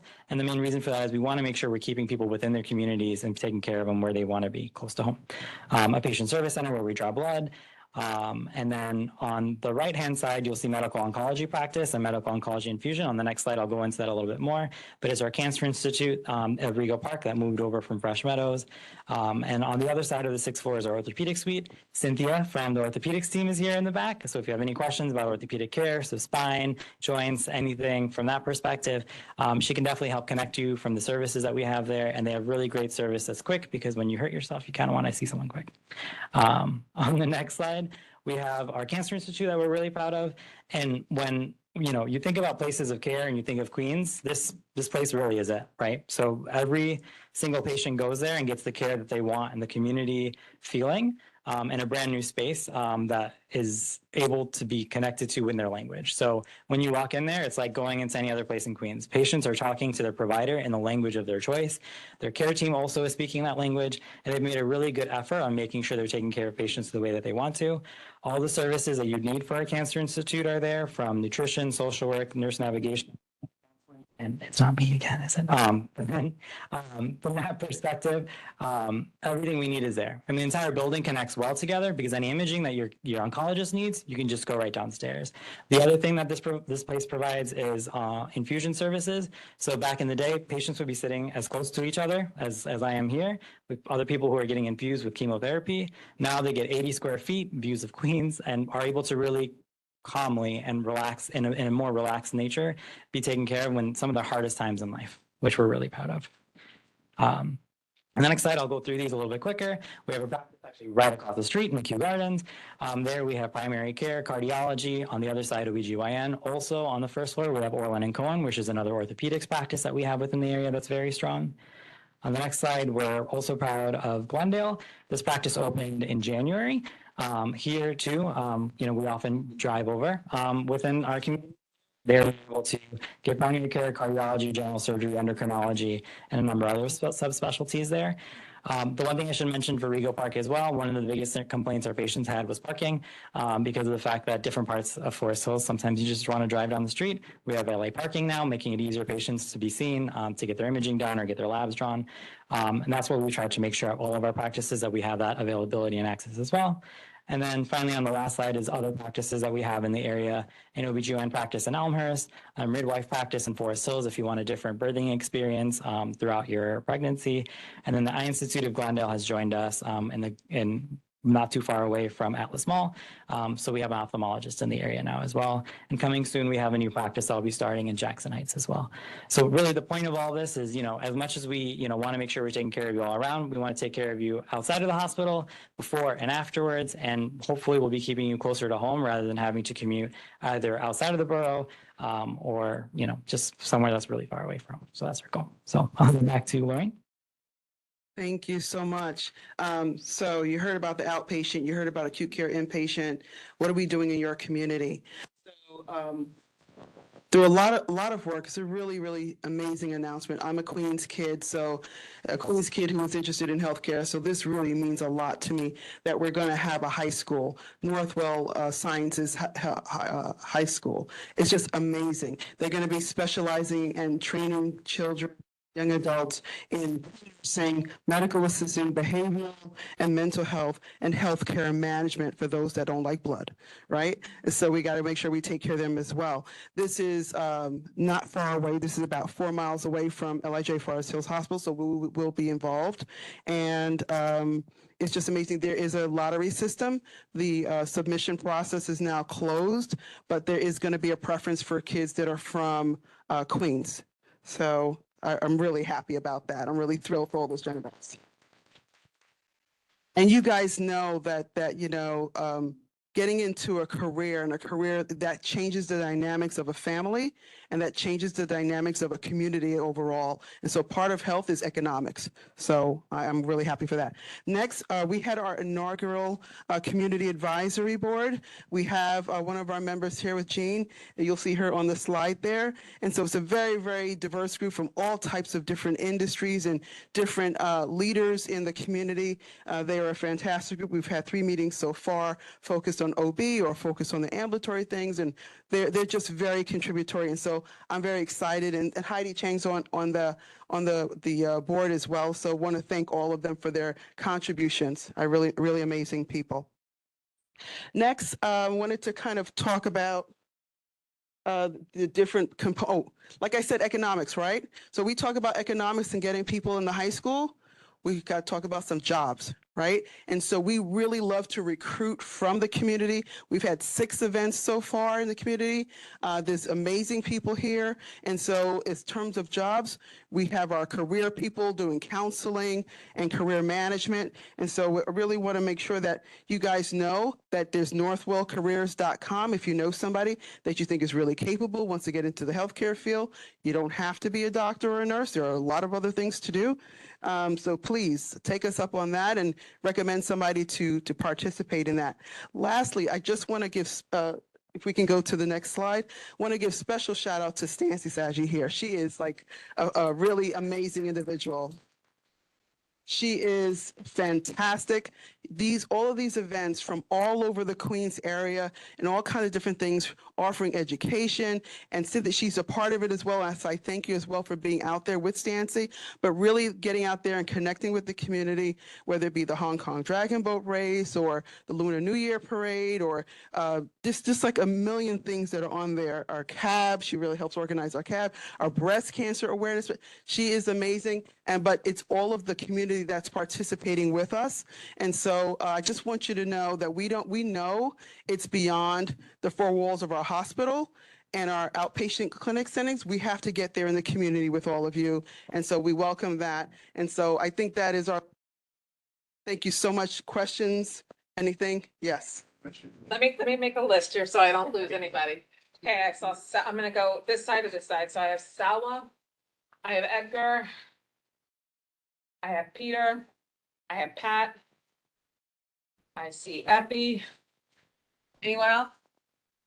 I'm sorry, ma'am, we don't take questions from the public at this point. Thank you for your interest. Okay, so Salwa? Yes, so thank you so much for being here, for sharing all this information with us. I actually, my comment is more to thank y'all and to applaud Northwell, because we have a local Forest Hills doctor. Her name is Jessica Army, who happens to be my neighbor down the street. And she elucidated I learned that y'all have a fantastic new program, which she's actually heading, which is a division of women's health specific to the emergency room. And y'all also not only funded this first of its kind in the nation, but also a program that's a part of it, which actually funds a fellow specifically interfacing with women's health as it pertains to emergency room and then other, obviously, medical issues.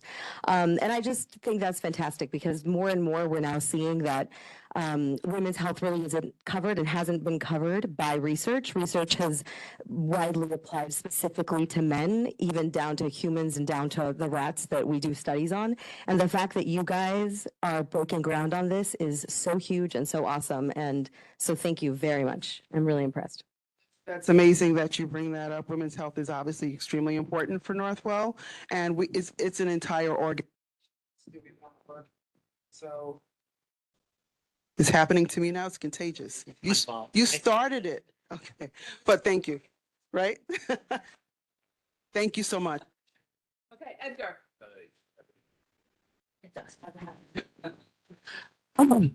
Yeah, thank you folks for coming. Really appreciate the slide, the presentation, and I would love. Are we gonna get copies of the deck, or? Yeah. We didn't really. It's late. Yes, I hope that you do get a copy. Yeah, that's awesome. I think something that I want to learn more about that I didn't see come out in the content is any type of mental health services or supports. I know that we have a lot of people have a bias towards thinking about physical ailments, and I understand there's always a lot of there are probably a lot of reasons why that happens, but I do feel like the things that people don't go to hospitals for or need, or like the biggest public health need I could think of right now is mental health, especially with the affordability crisis we have, with just a lot of factors that are going on. So I would love to learn more about that, if you folks can talk more about any mental health structures or services or supports you folks have. there isn't a forum that we go to that is not brought up as a major significant issue. There's a lot of work that being done. I'm not sure if you're familiar with Zucker Hillside Hospital. That is our behavioral health specialty hospital. It is in Queens, although right on the border of Long Island, and that's part of our organization. And so as in the acute care setting, if we have an issue with somebody that's there, while we may not have sufficient beds for that, we do have a hospital that is dedicated to behavioral health. But then there's also outpatient, speak to that portion, but they're in the process of expanding their building. We recognize that not enough beds anywhere take care of the need that's there. Rather than what we dollars, it is fixing that hospital more beds. And then from the ambulatory perspective, we say, even our physicians feel if one of their patients is depressed or has anxiety or needs higher levels of care, who do they turn to? And they're the ones who are doing the research and trying to find a provider that could take care of their patients. There's a number of different initiatives that are happening to help kind of make sure that, again, care is closer to home, right? So at Glendale, a psychiatrist is going to come once a week and train a social worker to make sure that we have therapy available to all of our patients from that perspective. We're piloting that in 2 different practices. And if it's successful, we're going to try to continue to spread it, because if you're able to have your physical health and your mental health taken care of in one spot, typically the connection's built just right there. From the other standpoint, we also are realizing that people don't always bring up, mental health concerns. So even within their specialty cares, there's different questionnaires that are going to be put out to all patients.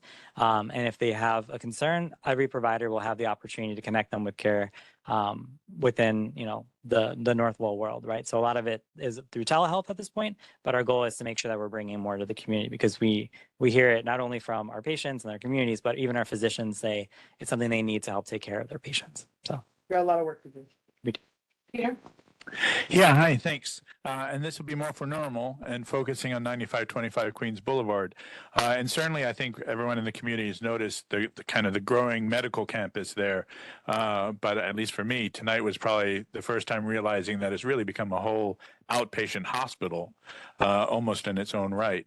And one of the other hats I wear here at the committee, along with Edgar's, we're co-chairs of the Transportation Committee, and we actually had put a request out to DOT because it was brought to our attention by Pat Morgan and others that there's a lot of ambulettes and Access-a-Ride and families dropping off and picking up right in front of 9525, and that often causes double parking and then backing up.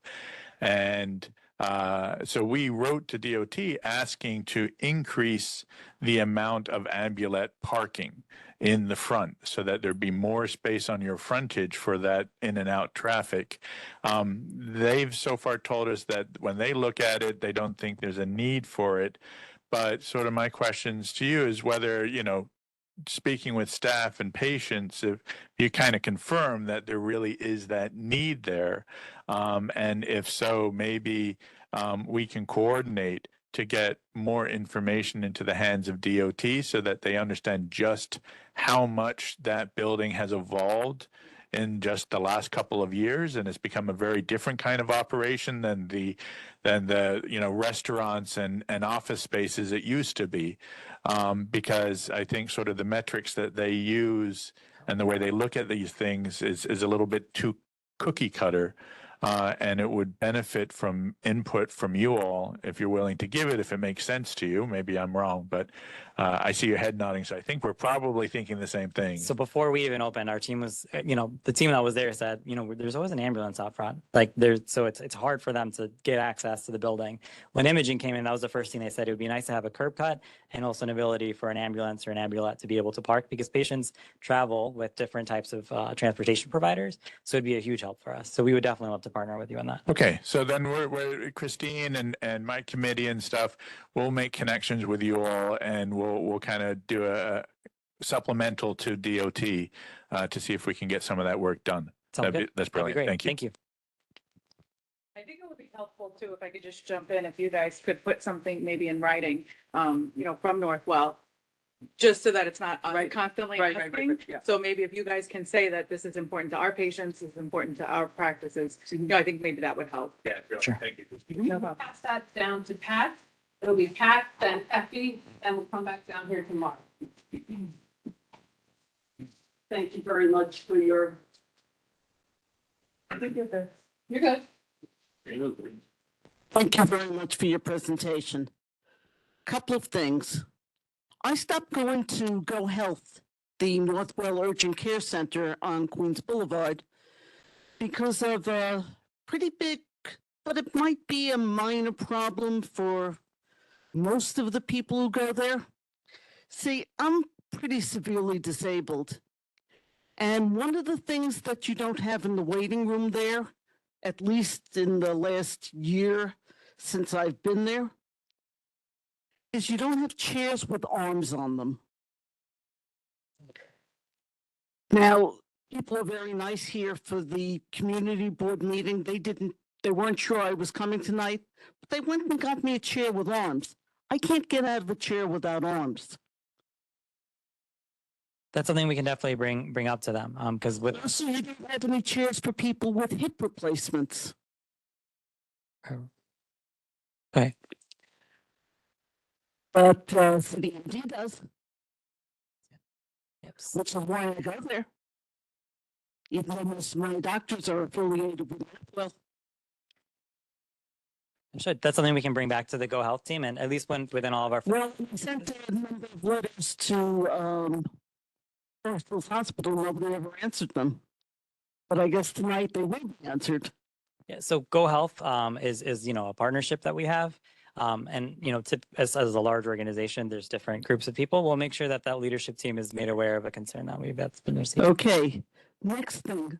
A lot of people in this community don't realize that if they have a family member who's in crisis that requires mental health, immediate, such as an individual is lashing out, violent, they're suicidal, they don't realize that if they go to Forest Hills, even if it's just, that they've had a suicide attempt, they don't realize that they're going to be shipped out to the other hospital.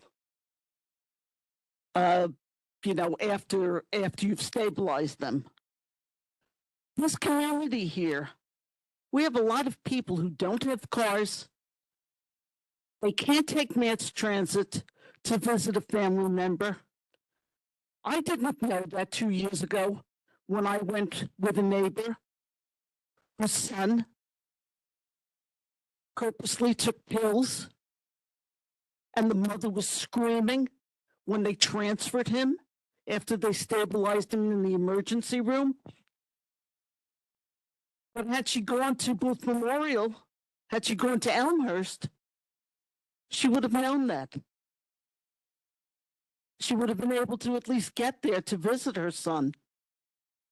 So please, you have to put out to the community, especially a number of people who are so fearful of hospitals, that if indeed they have a crisis, once they're stabilized for their mental health, they're not going to be at Forest Hills in a nice room getting, whatever a psychiatrist or a psychologist determines to be their mental health treatment, which could be a week, could be 10 days, could be a month, it could be 6 weeks. They don't know this. I didn't know this. Understood. I understand what you're saying. And that's why with all of our programs, making things local and really growing the services that we have at Forest Hills, including things for admissions, is really important. However, at the same time, our behavioral health hospital at Zucker Hillside, that hospital the entire hospital is dedicated to mental health. And it's not just a bed. It is quite a bit. Hopefully that's valuable in terms of the care, recognizing the family members need to be close to their loved ones, and it is challenging. I understand what you're saying, but hopefully understanding the degree of specialty that hospital offers that maybe you would feel that that services was worthwhile for them to be there in that environment and not necessarily just in a bed that's dedicated to behavioral health services, but a hospital that's dedicated. Well, to you need to make this community aware of that, that somebody, if they are attempting suicide and they call up Northwell and say, hi, send me an ambulance because my son is feeling suicidal. So what I would share about that, that's an emergency and people should go to the nearest hospital. If somebody has attempted suicide, they need to get to our ERs are perfectly capable of taking care of any patient that has a suicide attempt or is in that state. And that's the most important thing in the moment. That is time sensitive. And so they would need to go to the emergency department and get stabilized and make sure that they're out of harm's way. And I'm sure the family member would feel that way as well. Take care of my son right now. And then we'll get them to the proper resources once they're stable. And my last question to you is, Lenox Hill Hospital has a program called Lenox Hill House Calls. Does Forest Hills have a similar program? There are some programs that are across the system, all of Northwell. Forest Hills specifically doesn't have a house calls program, but there are pockets of areas and we look to grow to that. That's part of the things that actually we're looking to For grow. those who are unfamiliar, Lenox Hill House Calls is as follows, and I have a family member who takes part in it. They have a nurse practitioner who is assigned to you. There is a 24-hour emergency number. You have a nurse practitioner who is assigned to you who comes to your home. They will call you 24 to 48 hours when it comes time for you to need an appointment for your 3-month checkup. It's great for people who cannot easily get out of the house or who end up missing appointments. They actually send blood technicians to take blood, for your 3-month checkup or your monthly checkup.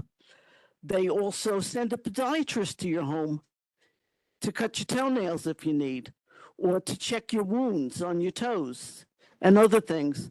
They will also send a cardiologist to your home to examine you and give you advanced treatment. And it's a fantastic program, especially for somebody who can't, easily get to a doctor's office.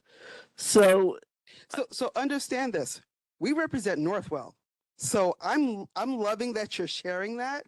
And as we try to grow things, but that's a phenomenal service. And so we really support anything that's kind of going on.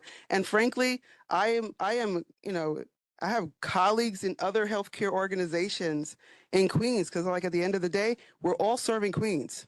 So it's really about that. It's not really about competing. It's really about get services to people in Queens. So if they're able to do that, and I push to kind of get those kind of services out of Forest Hills as well, but it's really not out of Forest Hills, or it's really about Northwell providing more care in Queens. That's what we push for. Hey, Kathy, pass that down to Effie. Thank you. You're welcome. Thank you for coming tonight. Is this on? Yes. Okay. I have two main concerns. First, Zucker Hill was mentioned a few times. Just this week, I heard from someone who has a teenager. They used to go to Zucker Hill, I think there's an adolescent center. And once they turn 18, they have to go to the adult center.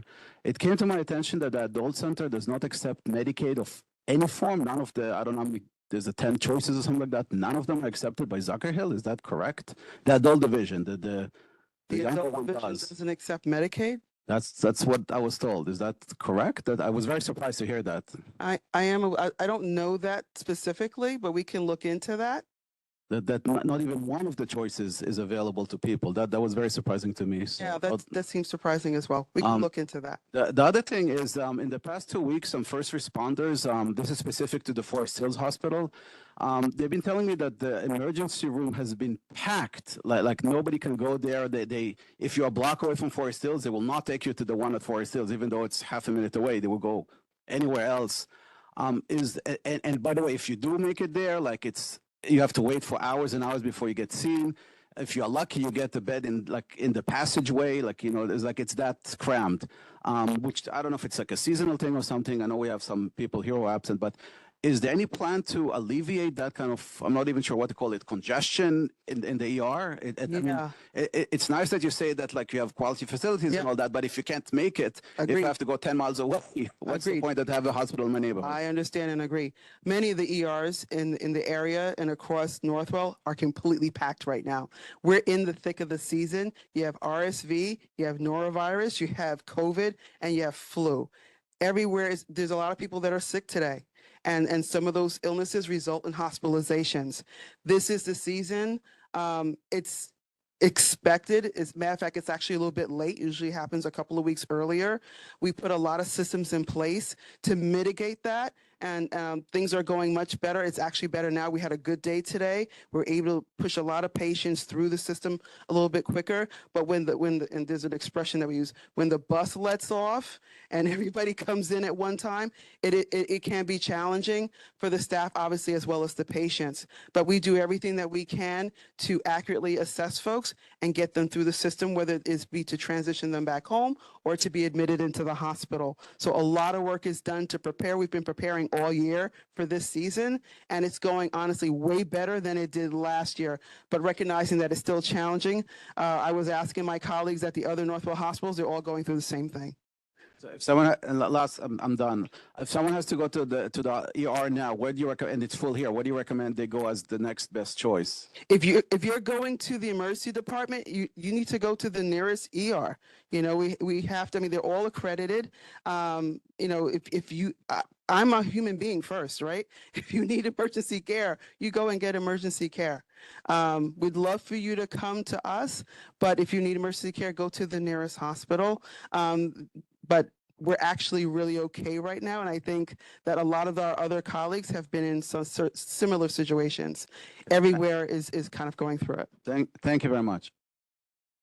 Also, you want to make sure that you actually need emergency care. As Yeah. opposed to urgent Right. care. Try to, you know, make smart decisions. Yes. Yeah. Again, thank you for the presentation. I'm going to continue with the mental health theme because I know Yes. this has come up a lot. Yes. Okay. So I'm a licensed clinical social worker. Yes, so I I'm remember. very familiar with, Yes. you know, mental health. I'm actually practicing as well.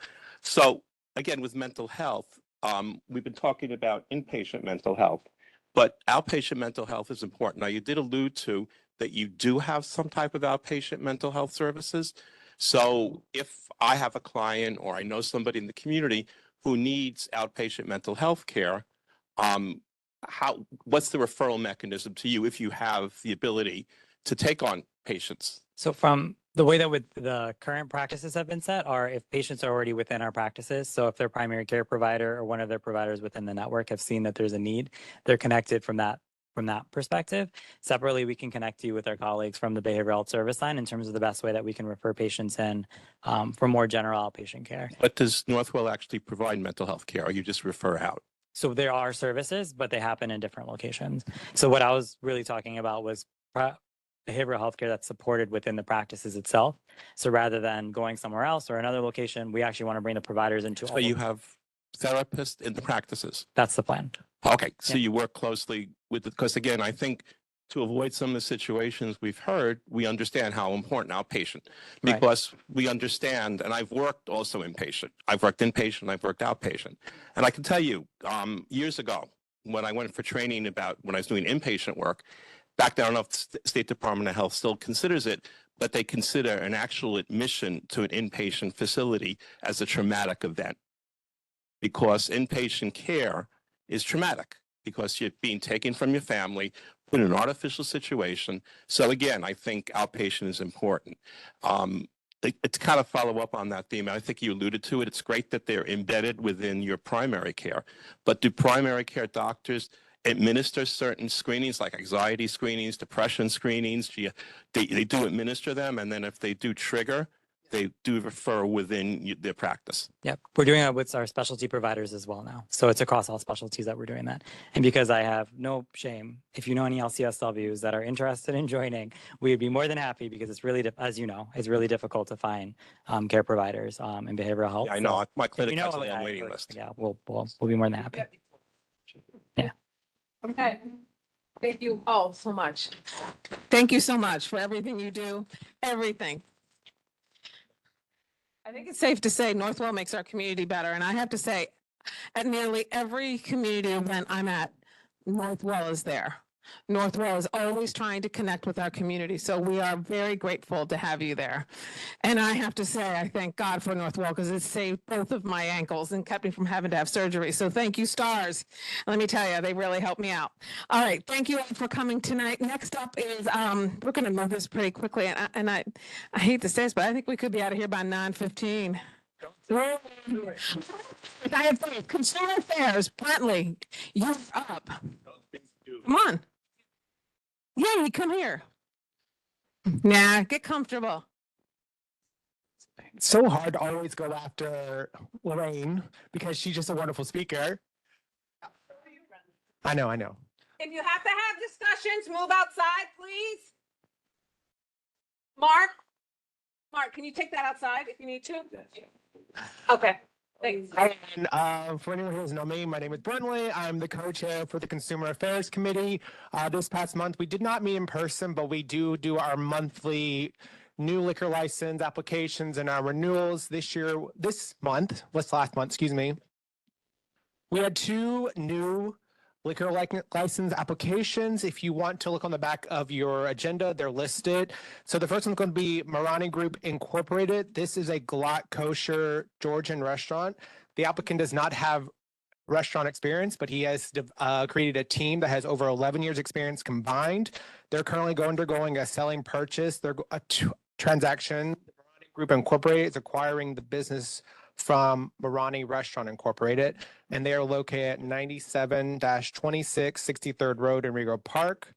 The other new liquor application is Pho Thai Incorporated. They are located at 9526 Queens Boulevard in Rego Park. Do want to note that this was a previously approved application, but they put the wrong address.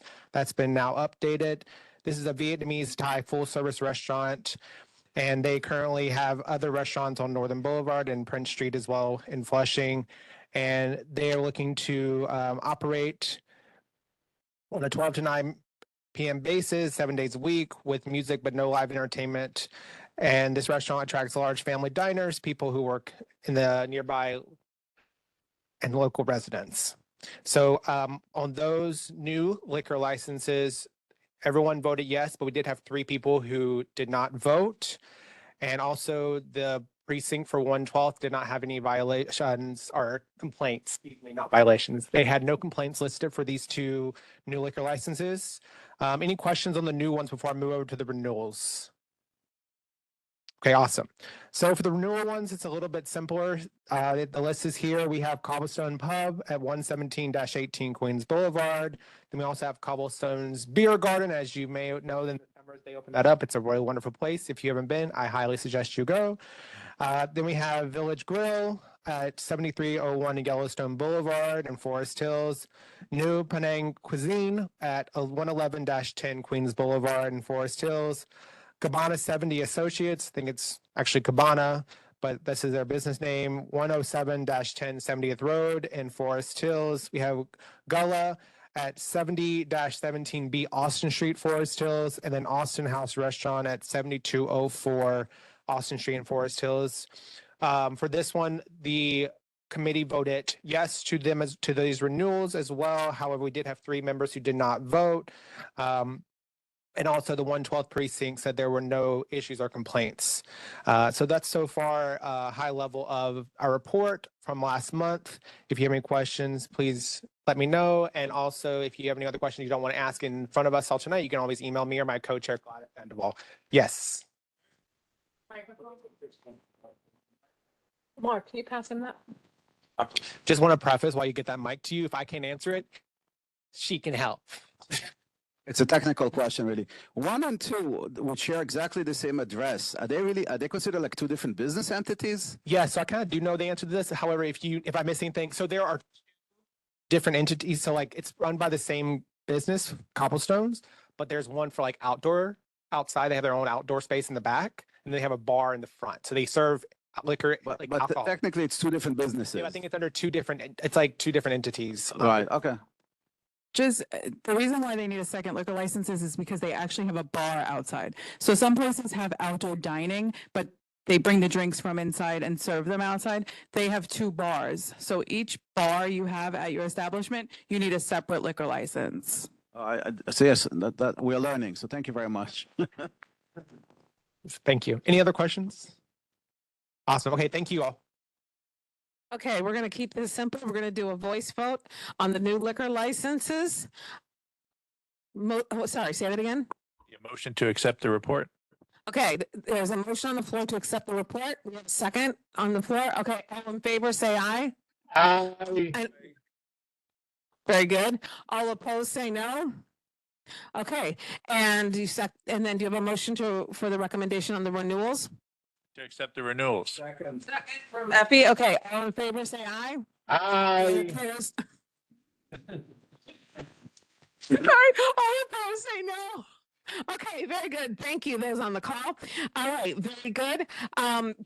Now, next, we're going to have reports from the local elected representatives. So if the elected reps want to come on up front so you can give a report, that would be great. Just as a reminder, our next meeting will be on the 12th of February. So just keep that in your calendar. Here you go. I think you always attend our meetings and you never get to give a report because we go so damn long. So it's going to be good to hear from you tonight.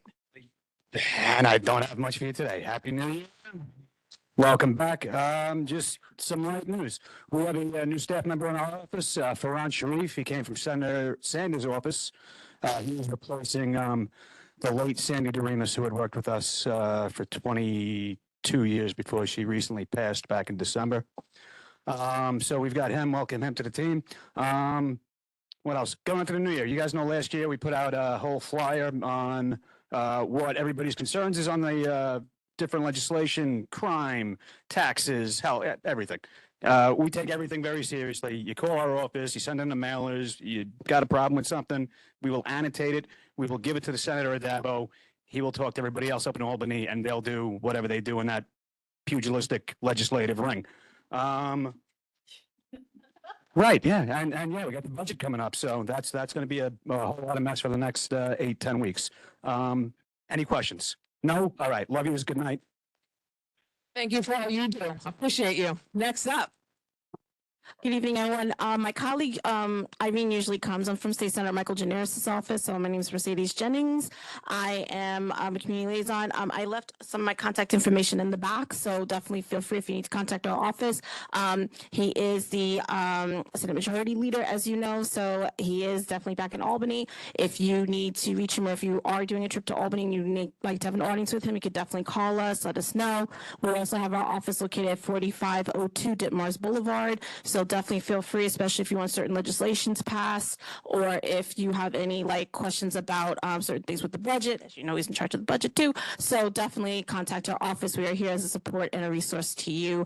One other thing, just letting you know, one of the things that are going to be enacted this year and starting May is going to be the new Real IDs. We did 5 events for the past 4 months last year. We were planning on doing 4 more events for giving people access to actually get their real IDs done instead of having to go down to the DMV. So if you feel that that's something that Community Board 6 needs, definitely contact our office and we'll see if we could coordinate to have an event that's closer for people that live in Rego Park and Forest Hills.